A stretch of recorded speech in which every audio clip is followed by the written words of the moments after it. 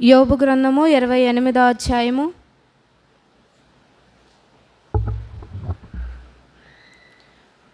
28వ వచనం అందరం కలిసి చదువుకుందాం. యోబు గ్రంథము 28వ అధ్యాయము 28వ వచనం.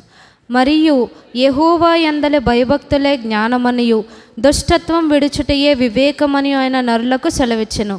మరి ఒకసారి చదువుకుందాం. మరియు యెహోవా యందలి భయభక్తులే జ్ఞానమనియు దుష్టత్వం విడుచుటయే వివేకమనియు ఆయన నరులకు సెలవిచ్చెను. ప్రార్థన చేసుకుందాం. మహాపరిశుద్ధుడమైన మా తండ్రి, మరి గడిచిన వారమంతా నన్ను చేరువచ్చిన ప్రతి ఒక్క బిడ్డను మీరు ఎక్కలేనా కాపాడి భద్రపరిచి క్షేమంగా నాయన తండ్రి సురక్షితంగా సజీవ లెక్కలో ఉంచారు. మీకు వందనాలు, స్తోత్రాలు చెల్లిస్తున్నాం నాయన. మీ సన్నిధానంలోనికి నాయన మమ్మల్ని నడిపించారు, మీకు వందనాలు దేవా. నాయన తండ్రి, మరి ఈ సమయంలో మీరే మాతో మాట్లాడండి నాయన. నాకు చేరువచ్చిన ప్రతి ఒక్క బిడ్డకు ఏ వాక్కులు అవసరమో నాయన వాటిని మీరు అనుగ్రహించమని ప్రార్థిస్తున్నాం దేవా. మా జీవితాల్లో మేము ఏ విషయాల్లో లోటు కలిగి ఉన్నామో మా వాస్తవ స్థితి నాయన తండ్రి, మా హృదయము మా అంతరింద్రియములు నాయన నీ వెరిగిన దేవుడవు గనుక మీరే మాతో మాట్లాడమని వేడుకున్నాను నాయన తండ్రి. మీ వాక్యము మా హృదయాల్లో చీకటి గల చోటున నాయన వెలుగిచ్చు దీపము గనుక మరి నాయన అది మా హృదయాల్లో ప్రకాశించినట్లుగా ప్రతి చీకటి పోవునట్లుగా నాయన ఈ దినం కృప దయచేయమని ప్రార్థిస్తున్నాం నాయన. మీరిచ్చే వాక్యాలు నాయన తండ్రి మాటలు మా హృదయాల్లో నాయన భద్రపరుచుకుంటూ కృప దయచేయండి. మేము కఠినపరుచుకొనకుండా మాకు సహాయం చేయమని వేడుకున్నాను. ఆటంకపరిచే ప్రతి చీకటిని యేసునామములో పాతాళ మందు బంధించమని యేసుక్రీస్తు శ్రేష్టమైన నామములో స్తుతించి ప్రార్థించి వేడుకొంచున్నాం తండ్రి, ఆమేన్. ఈ దినం మనం ధ్యానించేది యోబు గ్రంథము 28వ అధ్యాయము 28వ వచనం. ఇది మనకు అందరికీ తెలిసిందే. మనకి జ్ఞానము అంటే ఏంటి అంటే మనకి తెలుసు ఏవి బెస్ట్ ఏవి వరస్ట్ అనేది చూస్ చేసుకోవడంలో మన జ్ఞానం అనేది కనబడుతూ ఉంటుంది. మనకి కూరగాయలు కొంటూ ఉంటాం మనం, అది ప్రతి ఒక్కరికి తెలిసిందే. మనం ఎలాంటివి చూస్ చేసుకుంటామంటే ఫ్రెష్ స్టాక్ అన్నమాట. అందుకు మనం చాలా పరీక్షిస్తాం ఒక కూరగాయల విషయంలోనే. అంటే ఒక పూట తినే తిండి కొరకే మనం చాలా పెట్టే ఖర్చుకి మనం ఎంతో పరీక్ష చేస్తాం. అక్కడ మన జ్ఞానాన్ని మన బుర్రను పెడతాం. ఇది కరెక్టా, సరైన వస్తువేనా, లేకపోతే ఇది మంచి వస్తువేనా, మనం కొనే ధర దీనికి ఇంత పెట్టొచ్చా లేదా అనేది అక్కడ మనం జ్ఞానం ఉపయోగిస్తాం అన్నమాట. దానికి మనకి ఎవరి గైడెన్స్ అక్కర్లేదన్నమాట. అలాగే మన ఇంట్లో ఏదైనా అప్లయన్సెస్ పాడైనవి అనుకోండి, వస్తువులు, దాని మీద మనం చెయ్యం, ఎందుకంటే వాటిని బాగు చేసేంత జ్ఞానం మనకు ఉండదు. ఆ చదువు లేకపోతే దాని గురించి బాగా స్టడీ చేసిన వ్యక్తే రావాలన్నమాట. మనం చిన్న చిత్తగా చేసినట్టు రిపేర్స్ చేయాలనుకుంటే పెద్ద పెద్ద వస్తువులన్నీ పాడైపోతాయి. అందుకని మనం ఏం చేస్తామంటే ఏదైనా పెద్ద వస్తువులు రిపేర్ వచ్చినప్పుడు ఆ జ్ఞానం తెలిసిన వారినే మనం పిలుస్తాం. అది ఏసీ అయినా ఏదైనా సరే ఆ ఏరియాలో టచ్ ఉన్న వారిని మాత్రమే మనం పిలుస్తాం. ఎందుకు? ఆ ఏరియాలో వాళ్ళకి జ్ఞానం ఉంటుంది కనుక. సో అంటే ఈ లోకములో మనం బ్రతకాలి, మనం సర్వైవ్ అవ్వాలి అని అంటే మనకి జ్ఞానం చాలా అవసరం అన్నమాట. అంటే ఫిజికల్ విషయాలు, బాహ్య సంబంధమైన వాటికే మన జ్ఞానం అవసరమైతే ఆత్మీయ జీవితానికి ఇంకా చాలా ప్రాముఖ్యం అన్నమాట. మనకి తెలుసు మన పరిశుద్ధ గ్రంథంలో ప్రభువారు మంచివారు చెడ్డవారు అని డివైడ్ చేయలేదు, కానీ జ్ఞానులు బుద్ధిహీనులు అని డివైడ్ చేశారు. మనకి తెలుస్తుంది. ఒక 2 ఎగ్జాంపుల్స్ మనం చెప్పుకోవాలంటే బుద్ధిగలవారు, బుద్ధిగల కన్యకులు, బుద్ధి లేనివారు అన్నారు. ఎవరు పెండ్లి విందులోనికి ప్రవేశించారు? బుద్ధిగలవారు ప్రవేశించారనమాట. అలాగే ప్రభువారు చెప్పిన మరి ఒక ఉపమానంలో ఏం చెప్తారంటే ఎవరు బండ మీద ఇల్లు కట్టుకుంటారంట? బుద్ధిమంతుడంట. అంటే బుద్ధి లేనివాడు ఎక్కడ కట్టుకుంటాడని? ఇసుక మీద కట్టుకుంటారని. ప్రభువారు అన్నీ ఇవి స్వయాన ప్రభువారు చెప్పిన మాటలు అన్నమాట. సో జ్ఞానానికి ఎంత ప్రాముఖ్యత ఉన్నది అనేది మనకి దీన్ని బట్టి మనకి తెలుస్తుంది అన్నమాట. సో మన నిత్య జీవితంలో జ్ఞానము వివేకం అనేది మనకి చాలా అవసరమని ప్రభువారు మనకి తెలియపరుస్తున్నారనమాట. మనకి ఆత్మీయ జీవితంలో జ్ఞానం లేకపోతే మనం చాలా నష్టపోతాం. సివిల్స్ వెళ్ళాలనుకున్న వాళ్ళు ఏం చేస్తారంటే వాళ్ళు చాలా కష్టపడతారనమాట. కేవలం వాళ్ళు బుక్స్ ఒక్కటి చదివితే వాళ్ళు సివిల్స్ పాస్ అవ్వలేరు. ఏ కాంపిటేటివ్ ఎగ్జామ్ అయినా, ఏ పోటీ పరీక్ష అయినా సరే ఎంత చదివినా అక్కడ మనం జ్ఞానాన్ని ఉపయోగించాలన్నమాట. అన్ని బుక్స్లోనివే ఇవ్వడు. మన బుర్రం పెట్టి మనం చేసి వాటిని అన్నిటిని క్యాలిక్యులేట్ చేసే విధంగా ఇస్తారనమాట. కేవలం బుక్స్ ఒకటి ఎన్ని వేల పుస్తకాలు చదివినా మనం ఉద్యోగాలు సాధించలేం. దానికి కొంత జ్ఞానం అవసరం అనమాట. కొంతవరకే మనకి బుక్స్ నుంచి జ్ఞానం వస్తుంది. మనకి ఏదన్నా సమస్య ఎదురైతే మనం దాన్ని పరిష్కరించడానికి పుస్తకాలు చూడం, అక్కడ మన బుర్రని షార్ప్ చేయాలన్నమాట. సో జ్ఞానానికి దేవుడు అంత స్థానం ఇచ్చారనమాట. అందుకని సామెతలు 8వ అధ్యాయంలో కూడా ఏముంటుందంటే, భూమిని పుట్టించక మునిపే నేనున్నానని అక్కడ జ్ఞానం చెప్పినట్టుగా ఉంటుందన్నమాట. సో మనం చదువుకున్న లేఖన భాగంలో కూడా ప్రభువారు ఏం చెప్తున్నారంటే, ఏది జ్ఞానము ఏది వివేకమని ప్రభువారు మనకి ఇక్కడ స్పష్టంగా తెలియపరుస్తున్నారు. మనకి ఇది ఎవరు చెప్తున్నారంటే, ఎవరు చెప్తున్నారు? ఈ వచనం చదివాం కదా, ఈ వచనం ఎవరు చెప్పారనేది చెప్పండి. దీన్ని బట్టి 28వ అధ్యాయం 28వ వచనము, ఇది ఎవరు చెప్పారు ఈ వచనం? మరి ఒకసారి చదివితే మనకి ఎవరు చెప్పారనేది స్పష్టంగా తెలుస్తుంది. ఇది డైరెక్ట్గా దేవుని కమాండ్ అనమాట. ఆయన నరులకు సెలవిచ్చాను. ఏం చెప్పారు ప్రభువారు? ఇది జ్ఞానం అంటే ఏంటి అన్నదే ప్రభువారు ఇక్కడ స్పష్టంగా తెలియపరుస్తున్నారనమాట. అంటే మనం భక్తి చేస్తున్నాము అని మనం చెప్పుకోవచ్చు, దానికి కూడా జ్ఞానము వివేకము అవసరమని ప్రభువారు తెలియపరుస్తున్నారు అనమాట. స్వయానే ప్రభువారు మరి ఒకసారి చదువుకుంటే, మరియు యెహోవా యందలి భయభక్తులే జ్ఞానమనియు దుష్టత్వం విడుచుటియే వివేకమని ఆయన నరులకు సెలవిచ్చెను. సో ఏమంటున్నారు అని అంటే, యెహోవా యందలి భయము ప్లస్ యెహోవా యందలి భక్తి ఈజ్ ఈక్వల్ టు జ్ఞానం అన్నమాట. మనకి భయం ఉండదు. జనరల్గా మనకి ఏముంటుంది అంటే, అందరికీ వాస్తవంగా చెప్పుకోవాలంటే భక్తి ఉంటుంది, కానీ భయం ఉండదు అనమాట. భయము లేని భక్తి వ్యర్థం అనమాట. ఎందుకంటే భక్తి ఎవరైనా చేస్తారు, ఈవెన్ అన్యులు కూడా చాలా నిష్ఠతో భక్తి చేస్తారు, కానీ అది దేవునికి ఇష్టం ఉండదు. ఎప్పుడైతే మనం భయము కలిగి ఉంటామో దేవుడు అంటే, అప్పుడే మన భక్తికి విలువ ఉంటుందన్నమాట. అంటే భక్తి అంటే మనం ఏమనుకుంటాం, గంటల తరబడి మోకాళ్ళు వేసి గంటల తరబడి ప్రార్థన చేయడం వలన, లేకపోతే రోజుకి 50 అధ్యాయాలు చదివేయడం, అది భక్తి కాదనమాట. మనం చనిపోయి పైకి వెళ్ళిన తర్వాత ప్రభువారు నువ్వు ఇన్ని గంటలు ప్రార్థన చేసావమ్మా, నీకు ఈ 3 అంతస్తుల భవనం, లేకపోతే నువ్వు రోజుకి ఇన్ని అధ్యాయాలు చదివావు కాబట్టి నీకు 10 అంతస్తుల భవనం అని ప్రభువారు ఎవరికి ఇవ్వరు. ఎవరైతే నిజంగా దేవుడు అంటే భయము కలిగి ఉంటారో వారు మాత్రమే దేవుని రాజ్యాన్ని స్వతంత్రించుకోగలరు అనమాట. సో మనము భయం ఉన్నట్టుగా నటిస్తూ ఉంటాం, కానీ దేవుడు దాన్ని యాక్సెప్ట్ చేయరనమాట. మన నుంచి ఆయన నిజమైన భయభక్తులు కోరుకుంటున్నారు. అందుకని ఇశ్రాయేలీయుల గురించి మాట్లాడేటప్పుడు మోషే గారితో ప్రభువారు ఏమంటారంటే, వీరికి నా ఎల్ల భయభక్తులు కలిగి ఉండి నా ఆజ్ఞలు అనుసరించే మనసు వారికి ఉండిన మేలు అని అంటారనమాట. ప్రభువారు మన నుంచి కోరుకునేది అదే, ఏది కాదు కానీ నిజమైన భయము, నిజమైన భక్తి అన్నమాట.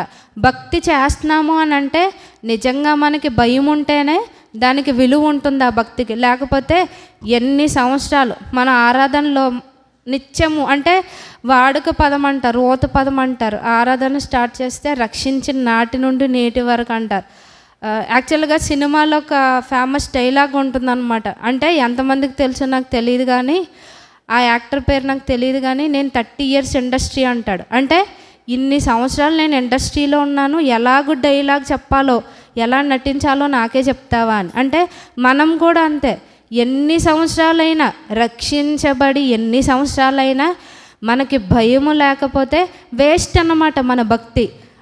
భయము కలిగి ఉంటేనే మన భక్తిని దేవుడు దృష్టిస్తారు, అదే ఆయన అకౌంట్లోకి తీసుకుంటారని ప్రభు వారు తెలియపరుస్తున్నారనమాట. సో ఇక్కడ మనం చదువుకున్నాం ఏది అని చెప్తున్నారంటే, మనకి యెహోవా యందలి భయభక్తులే జ్ఞానమని అని అన్నారు. మనం ముందుగా చెప్పుకున్నాం జ్ఞానం అనేది చాలా ప్రాముఖ్యమని. సో జ్ఞానం లేకపోతే ఏమవ్వద్దు అంటే, యెషయా గ్రంథము 5వ అధ్యాయము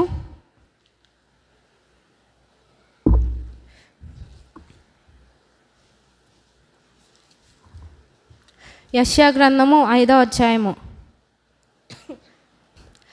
పేజ్ నెంబర్ 572, 13, 14 వచనాలు. కావున నా ప్రజలు జ్ఞానం లేకయే చెరపట్టబడిపోవచ్చున్నారు. వారిలో గనులైన వారు నిరాహారులుగా ఉన్నారు. సామాన్యులు దప్పిచేత జ్వరపీడితులగుదురు. అందుచేత పాతాళము గొప్ప ఆశ పెట్టుకొని అపరిమితముగా తన నోరు తెరుచున్నది. వారిలో గనులను సామాన్యులను ఘోష చేయవారును హర్షించేవారును పడిపోదురు. ఇక్కడ ఏం చెప్తున్నారు అంటే ఎవరు చెరపట్టబడతారంట? జ్ఞానము లేకపోయిన వారు అనమాట. అంటే జ్ఞానము లేకపోతే మనము ఉరుల్లో చెరల్లో పడిపోయే అవకాశం ఉందని ప్రభువారు తెలియపరుస్తున్నారనమాట. ఎవరి కొరకు ఇక్కడ పాతాళము నోరు తెరిచి కనిపెట్టుకుంటుందంట?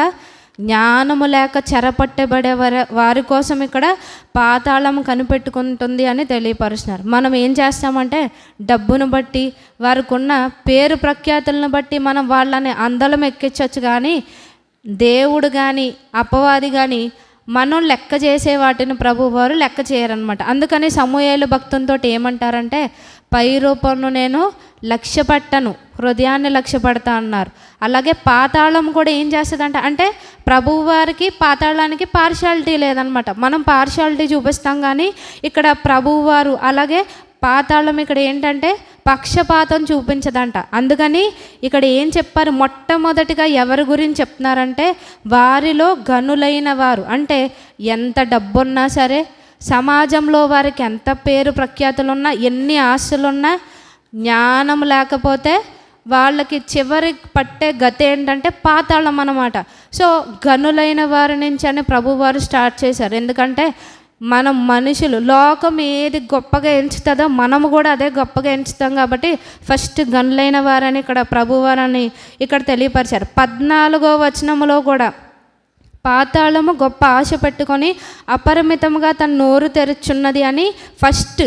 నెక్స్ట్ వచనంలో కూడా ఎవరిని మెన్షన్ చేశారంటే గనులనే మెన్షన్ చేశారనమాట. సో మనం వేటిని బట్టి కూడా మనం అతిశయించకూడదు.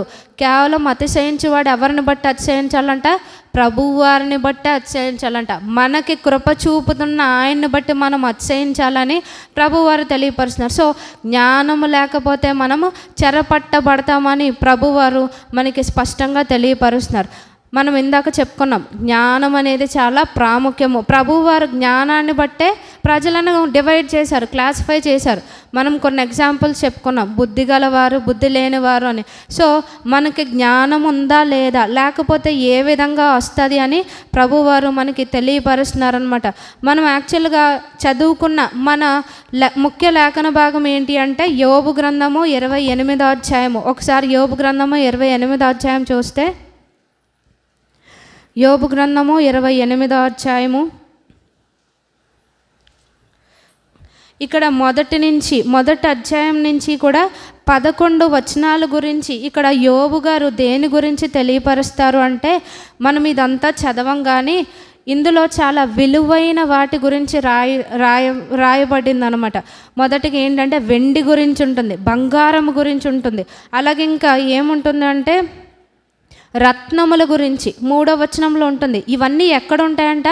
గాఢాంధకారములో అలాగే మంటి లోపల ఉంటాయని రాయబడింది అనమాట. కానీ ఈ యొక్క 11 వచనాల్లో కూడా విలువైన వాటి గురించి రాస్తూ ఇక్కడ 12వ వచనంలోనికి వచ్చేసరికి మొత్తం మారిపోతుంది. అయితే జ్ఞానము ఎక్కడ దొరుకును అని అంటున్నారు. అంటే దేవుడు జ్ఞానానికి ఇచ్చిన స్థానం ఎంత గొప్పదంటే ఈ లోకంలో దొరికైన విలువైన వాటికంటే విలువైనది ఏంటి అంటే జ్ఞానము అని ప్రభువారు తెలియపరుస్తున్నారనమాట. మనము దీన్ని సామాన్యంగా ఎంచుతాము, కానీ జ్ఞానం అనేది చాలా విలువైనది అని తెలియపరుస్తున్నారు. నెక్స్ట్ ఏమంటున్నారంటే వివేచన దొరుకు స్థలము ఎక్కడ ఉన్నది. రీసెంట్గా ఆఫ్రికన్ కంట్రీలో, ఒకానొక ఆఫ్రికన్ కంట్రీలో చాలామంది ఇలాగా బంగారం దొరుకుద్దని గనుల్లోకి వెళ్ళి చిక్కుకుపోయి కొన్ని 100 మంది చనిపోయారంట. అంటే తవ్వే కొద్దీ ఎక్కడో ఒక చోట దొరక్కపోదా అని. సో అంటే వీటి కోసం అంతగా వెతుకుతాము, కానీ జ్ఞానం గురించి వివేచన గురించి మనము అలాగ ప్రయత్నం చేయమని దాన్ని ఉద్దేశించి ఇక్కడ ప్రభువారు మనకి తెలియపరుస్తున్నారు. అందుకని 13వ వచనంలో ఏమంటున్నారంటే మన గురించే చెప్తున్నారనమాట.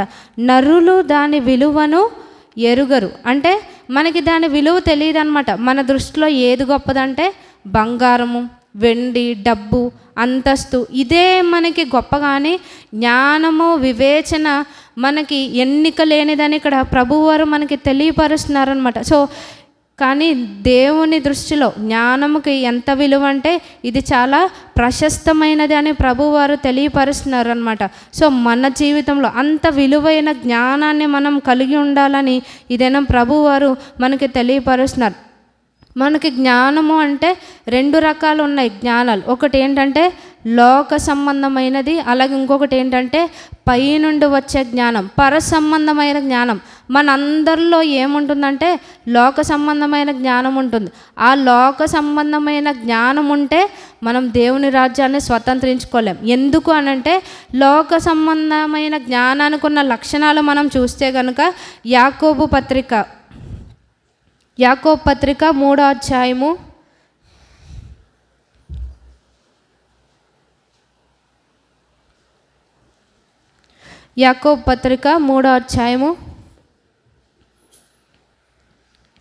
15వ వచనం మనం చూస్తే, అయితే ఈ జ్ఞానము పైనుండి దిగి వచ్చినది కాక భూ సంబంధమైనది, ప్రకృతి సంబంధమైనది, దెయ్యముల జ్ఞానం వంటి దెయ్యునై ఉన్నది. ఇంకా అందులో ఏముంటుందని ఉంటుందంటే లోక సంబంధమైన జ్ఞానంలో 16వ వచనం కంటిన్యూషన్. ఎలయనగా మత్సరమును వివాదమును ఎక్కడ ఉండునో అక్కడ అల్లరియు ప్రతి నీచ కార్యమును ఉండును. మనలో లోక సంబంధమైన జ్ఞానం ఉంటే ఏ విధంగా ఉంటుందంటే ఇక్కడ స్పష్టంగా చెప్తున్నారు, పైనుండి దిగి వచ్చినది కాక. అంటే పర సంబంధమైన వాటితో ఈ లోక సంబంధమైన జ్ఞానానికి ఏ విధమైన సంబంధం లేదు అని చెప్తున్నారు.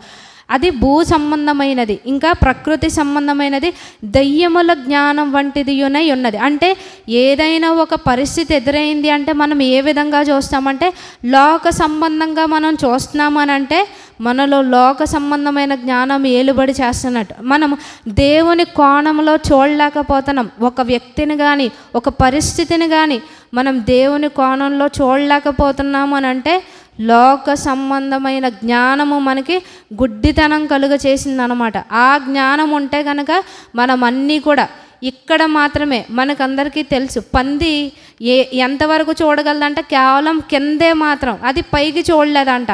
సో మనకి ఆ జ్ఞానం ఉండకూడదు అని అంటున్నారు. ఇంకా లోక సంబంధమైన జ్ఞానం ఉంది అంటే లక్షణాలు ఏముంటాయి అంటే మనకి జనరల్గా ఏదన్నా రోగం వచ్చిందంటే దానికి కొన్ని సిమ్టమ్స్ ఉంటాయి అన్నమాట.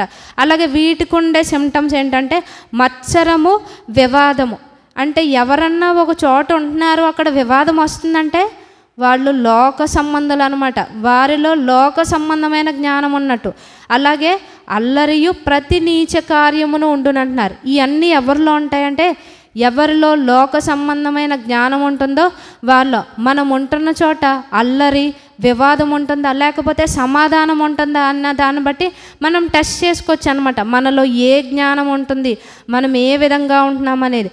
అలాగే రెండవ జ్ఞానం ఇంకోటి, ఓకే, ఈ లోక సంబంధమైన జ్ఞానము మనకు ఉంటే కనుక అది దేవుని దృష్టిలో ఏ విధంగా ఉంటుందంటే ఈ పేజ్ ఇలాగే తీసి పెట్టుకొని 1 కొరింథీయులకు రాసిన పత్రిక 3వ అధ్యాయము, ఈ యాకోబు పత్రికని అలాగే ఉంచండి. 1 కొరింథీయులకు రాసిన పత్రిక 3వ అధ్యాయము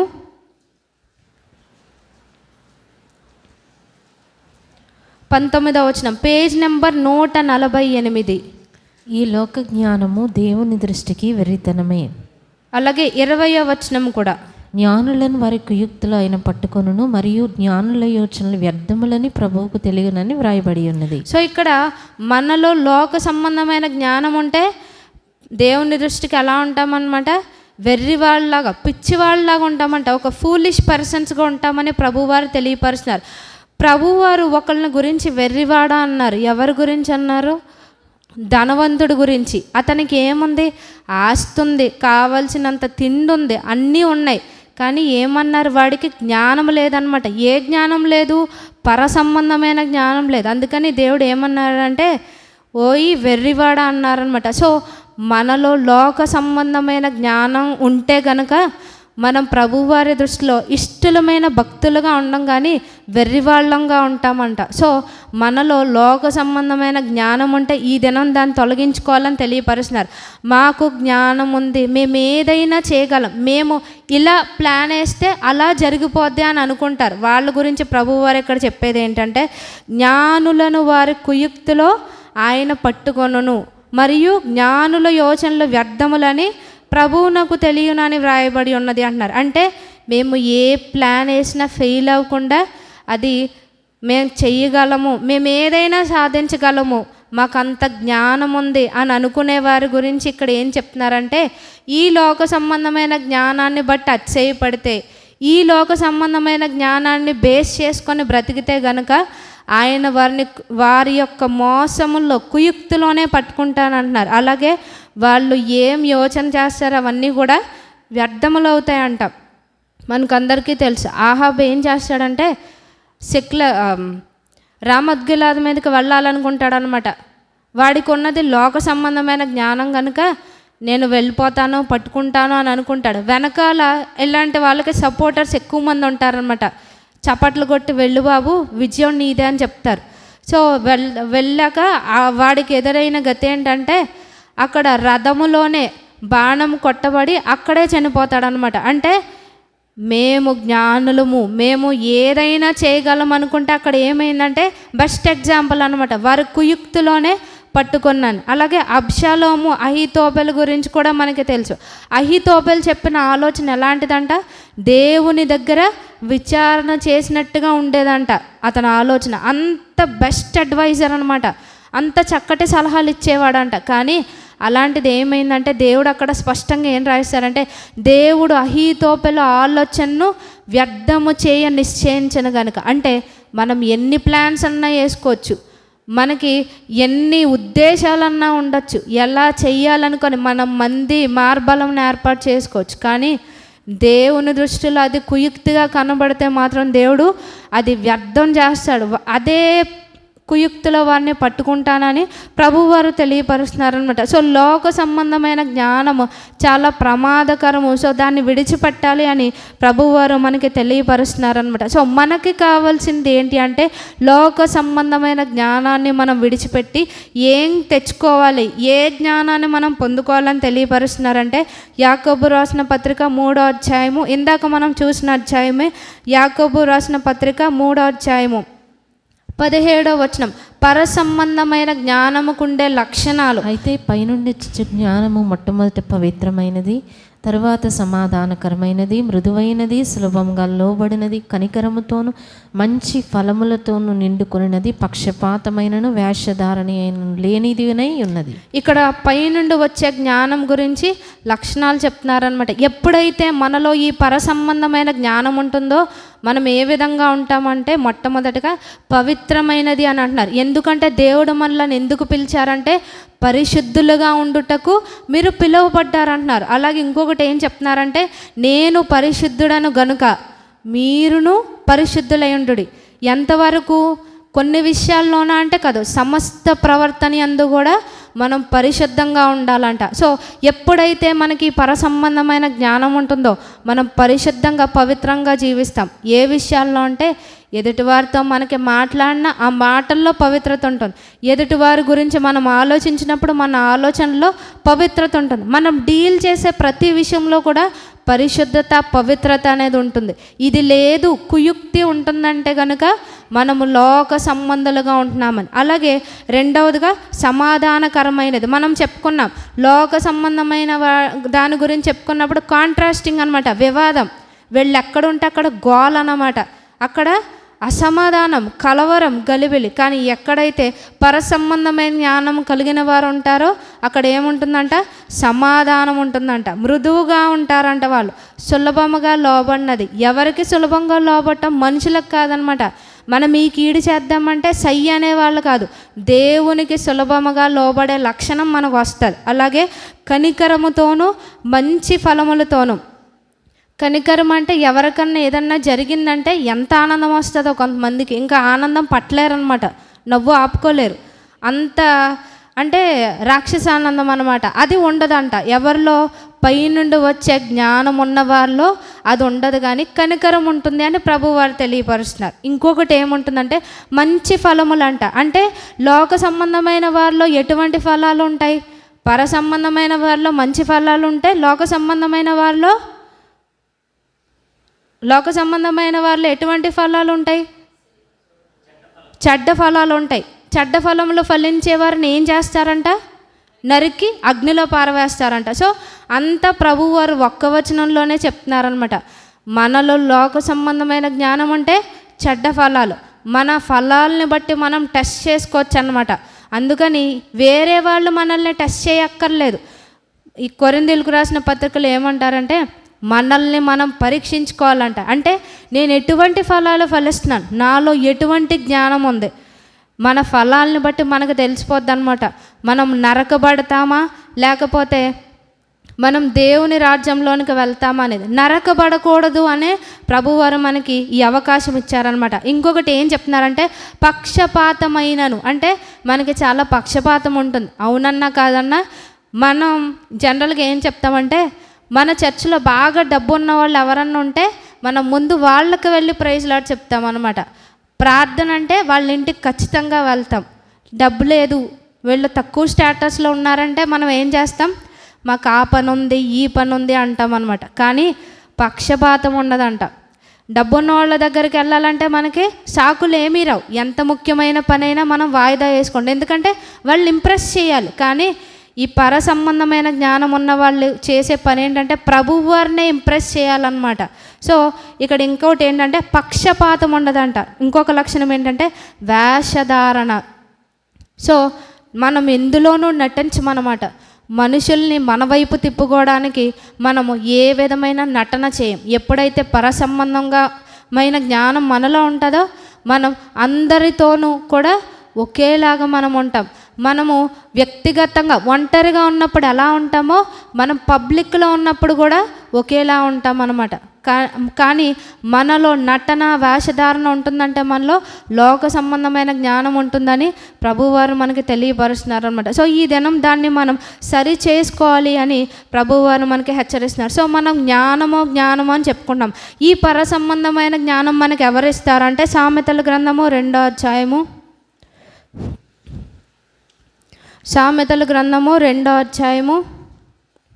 6వ వచనం, పేజ్ నెంబర్ 532.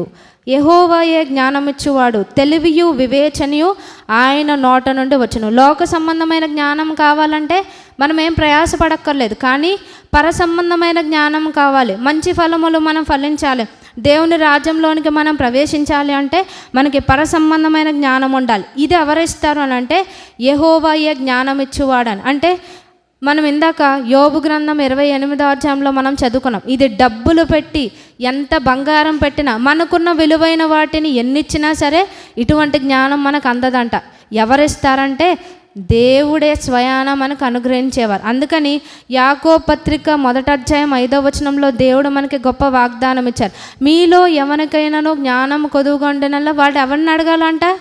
పక్కోడిని కాదు, దేవుణ్ణి అడగాలంట. అప్పుడు ఆయన ధారాళముగా దయచేయువాడు అని ప్రభువారు అక్కడ మనకి వాగ్దానం ఇచ్చారు. సో ఇక్కడ అదే మనకి సామెతల్లో తెలియపరుస్తున్నారు 2వ అధ్యాయం 6వ వచనంలో యెహోవాయే జ్ఞానమిచ్చువాడు అని. సో మనం చదువుకున్న బేస్ వెర్స్లో ముఖ్యమైన లేఖన భాగంలో మనకి ఉన్నది ఏంటంటే యెహోవా యందు భయభక్తులే జ్ఞానమని. సో ఈ యొక్క జ్ఞానం ప్రభువారు ఇస్తారు, అంతటితో ఓకే.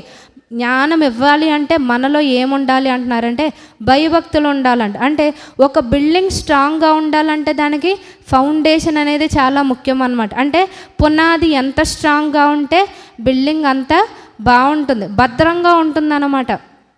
పునాది సరిగ్గా లేకుండా బిల్డింగ్ ఎంత కాస్ట్లీగా కట్టినా దానికి ఎంత బలమైన మెటీరియల్ ఉపయోగించినా వేస్ట్ అన్నమాట.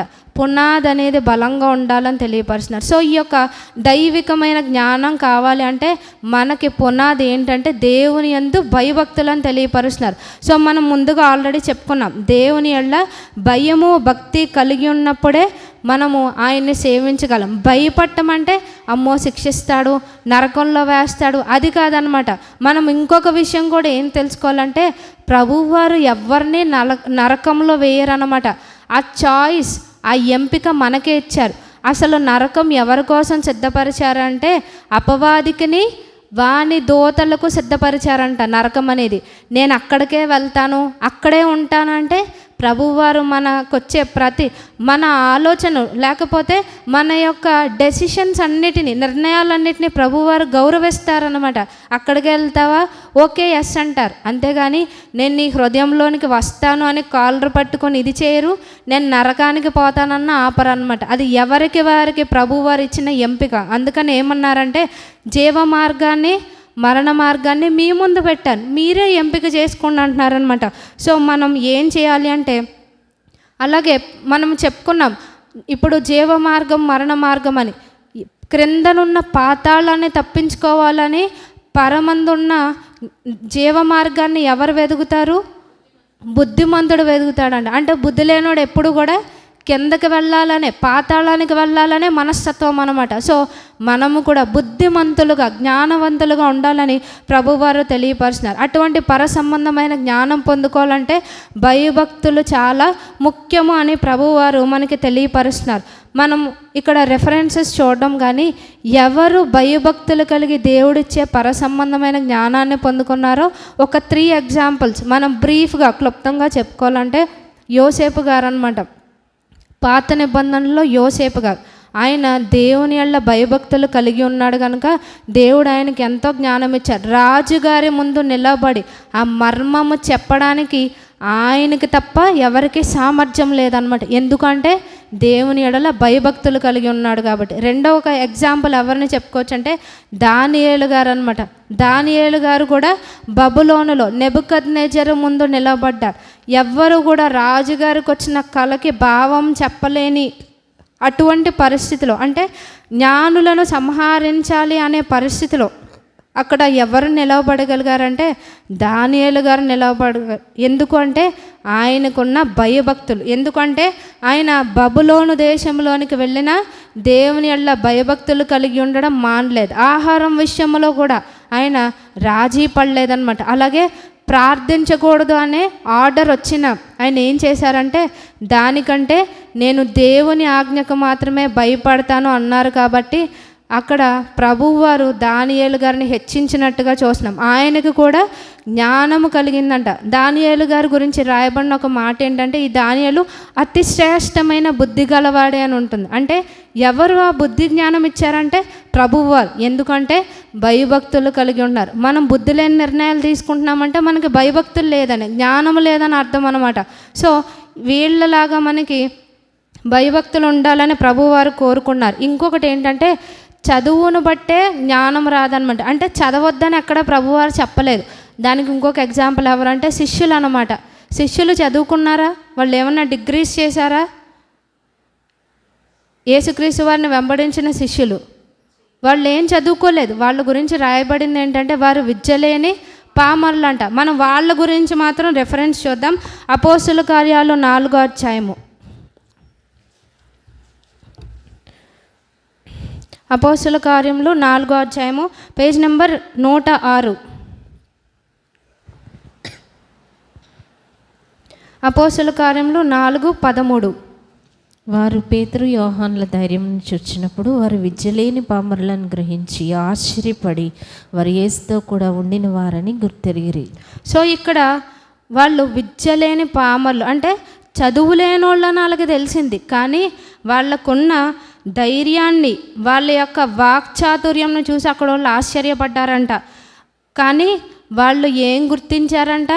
వాళ్ళు యేసుతో కూడా ఉండినవారు అని. అంటే ఎప్పుడైతే ప్రభువారితో మనం సహవాసం చేస్తామో ఆయన స్వారూప్యంలోనికి మనం మార్చబడతామో మనకు ఆటోమేటిక్గా సంబంధమైన జ్ఞానం వస్తుంది అనమాట. అంటే మనం ఎంతగా ఆయనతో సహవాసం చేస్తామో అంతగా ఆయన స్వారూప్యంను, ఆయన ఇచ్చే జ్ఞానాన్ని మనం పొందుకుంటాం.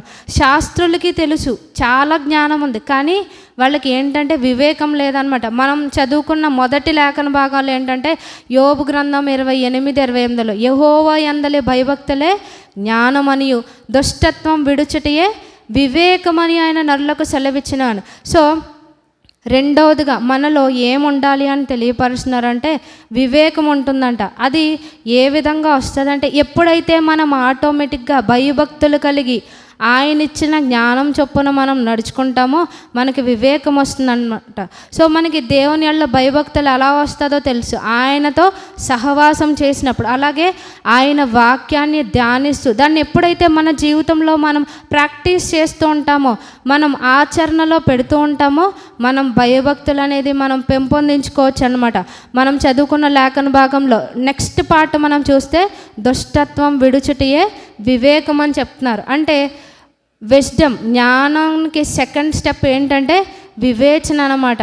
సో మనం దాని గురించి మనం చెప్పుకోవాలి అంటే ఒక్క మాటలో దేవుడిచ్చిన జ్ఞానాన్ని మనం అమల్లోనికి పెట్టడమే వివేచన అన్నమాట.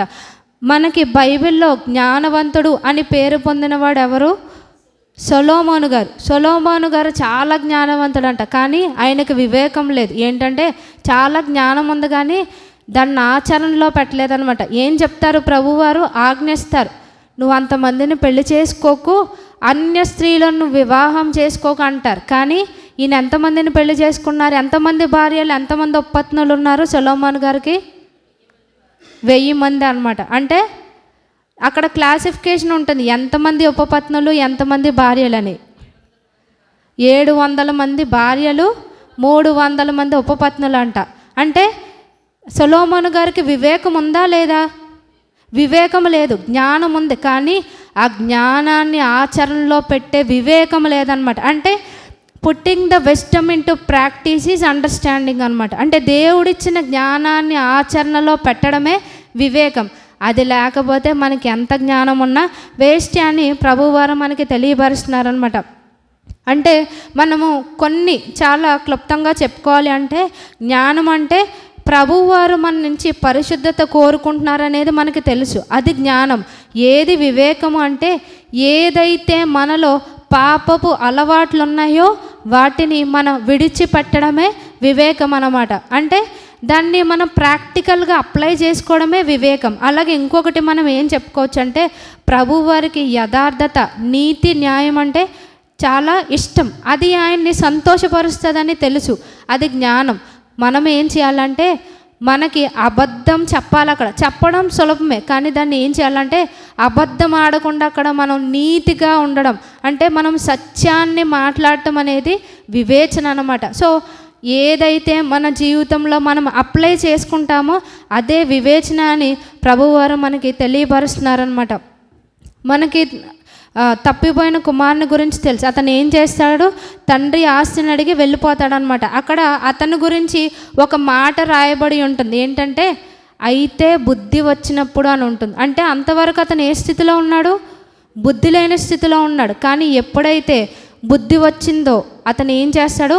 పందుల పొట్టును విడిచి తండ్రి దగ్గరకు వస్తాడు. అది వివేచన అనమాట. అంటే మన జీవితంలో పందుల పొట్టు తినే చాలా అలవాట్లు మనలో ఆ యాంగిల్స్ ఉంటాయి. మనం ఎప్పుడైతే పందుల పొట్టును విడిచిపెడతామో అది వివేకం అనమాట. అందుకని స్పష్టంగా ఏం చెప్పారు? దుష్టత్వం విడుచుటయే వివేకం. ఇంకా మనలో దుష్టత్వం ఏలుబడి చేస్తుంది అంటే మనకి వివేకం లేదు, జ్ఞానం లేదు, దేవుని యెడల భయభక్తులు లేదు అని ప్రభువారు తెలియపరుస్తున్నారనమాట. భయం లేకుండా చేసే భక్తి వ్యర్థము అని మనకి తెలియపరుస్తున్నారు. సో మనం దాన్ని విడిచిపెట్టాలి అని మనకి ప్రభువారు హెచ్చరిస్తున్నారు. మన జ్ఞానం ఏ విధంగా ఉంటుందంటే ఒక చిన్న వీడియో మనం చూద్దాం.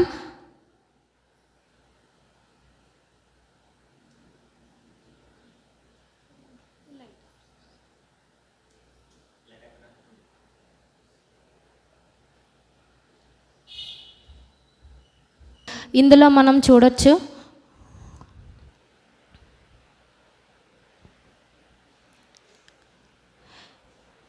ఇక్కడ మనకి కనిపించే క్యారెక్టర్స్ ఏంటంటే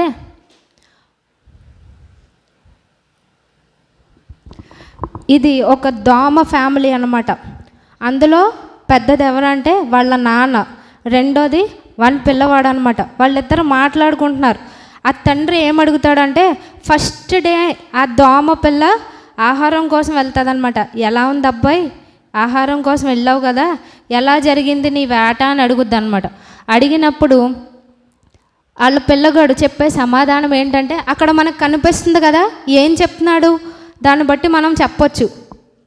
అక్కడ మనకి ఆ ఫస్ట్ దాంట్లో ఏం కనిపిస్తున్నాయి, చప్పట్లు.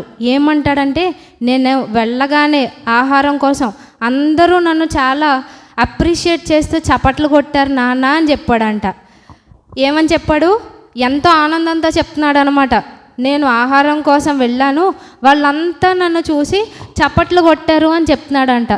వాళ్ళ నాన్నకి ఇలా చెప్తున్నాడు అనమాట, ఎంతమంది నేను ప్రతి ఒక్కరి దగ్గరికి వెళ్ళాను, వాళ్ళంతా నాకు చప్పట్లు కొట్టారని. ఎప్పుడు చప్పట్లు కొడతారు, ఏదన్నా గొప్ప కార్యం చేసినప్పుడు, డిగ్రీ సాధించినప్పుడు, ఏదన్నా మంచి పని చేసినప్పుడు చప్పట్లు కొడతారనమాట. అంటే ఈ దోమ జ్ఞానం మన జ్ఞానం ఎలా ఉందనేది అర్థమవుతుందనమాట. అని ఎంత గొప్పగా వాళ్ళ నాన్నకి చెప్తాడనమాట. వీళ్ళ నాన్నకి మతిపోద్ది, చప్పట్లు కొట్టడం ఏంటి సంతోషంతో, నువ్వు ఆహారానికి వెళ్తే అని వాళ్ళ నాన్న అలా చూస్తాడనమాట. వాళ్ళ నాన్న అలా చూసినప్పుడు మళ్ళా చెప్తాడు, నీకు అర్థం కాలేదా నాన్న, వాళ్ళు ఏం చేశారని, చప్పట్లు కొట్టారని మళ్ళీ రెండోసారి ఎక్స్ప్లెయిన్ చేస్తాడనమాట. వాళ్ళ నాన్నకి చాలా కన్ఫ్యూజింగ్గా ఉంటుంది. అప్పుడు వీళ్ళ నాన్న చెప్తాడనమాట, ఒరే వెర్రోడా, అది చప్పట్లు కొట్టడం అంటే నిన్ను మెచ్చుకోవడం కాదు. మనం ఏం చేస్తాం, దోమలు కుట్టినప్పుడు చప్పట్లు కొడతాం. దేనికోసం, మన రక్తం తాగినందుక కాదు, దాన్ని చంపడానికి మనం ఏం చేస్తాం, చప్పట్లు కొడతాం అనమాట. ఒరే చప్పట్లు కొట్టడం అంటే నిన్ను చంపడానికి. సో జ్ఞానంగా అదనమాట. అంటే మనం ఏమనుకుంటాము, మనల్ని ఎవరైనా మీరు భలే ప్రార్థన చేస్తున్నారండి, మీ విశ్వాసం చాలా గొప్పదండి, మీరు ఆహా ఊహ అనేటప్పటికీ మనం ఏమనుకుంటాం, చప్పట్లు అన్నమాట. మనకి అవి ఇంకా మనం మనుషులం కింద ఉంటాం, కానీ మనం స్పిరిట్ రిలంలో మనం అంత పైకి వెళ్ళిపోతాం అనమాట. అంత పొగడతలకి మనం ఆ రేంజ్లోకి వెళ్ళిపోతాం. అంటే మన జ్ఞానం అంతవరకే ఉంటుంది. అందుకని సామెతల గ్రంథంలో ఏముంటుందంటే, ఎచ్చకములాడువాడు తన పొరుగువానికి వల వేయువాడంట. మనల్ని పొగుడుతున్నారు అని అంటే వాడు మనకి ఉరులొడ్డుతున్నాడని. సో మనం ఏం జ్ఞాపకం చేసుకోవాలంటే, ఈ దోమ ఏమనుకుందే, నా పెర్ఫార్మెన్స్కి వీళ్ళంతా చప్పట్లు కొడుతున్నారు అనుకుందంట. సో మనం ఇది అంతా లోక సంబంధమైన జ్ఞానం అనమాట. మనకి ఇటువంటి జ్ఞానం ఉండకూడదు, పర సంబంధమైన జ్ఞానం ఉండాలని ప్రభువారు మనకి తెలియపరుస్తున్నారు. పర సంబంధమైన జ్ఞానం అనుగ్రహించినట్లు దేవుడు మనకి సహాయం చేయనుగాక. ఆమేన్.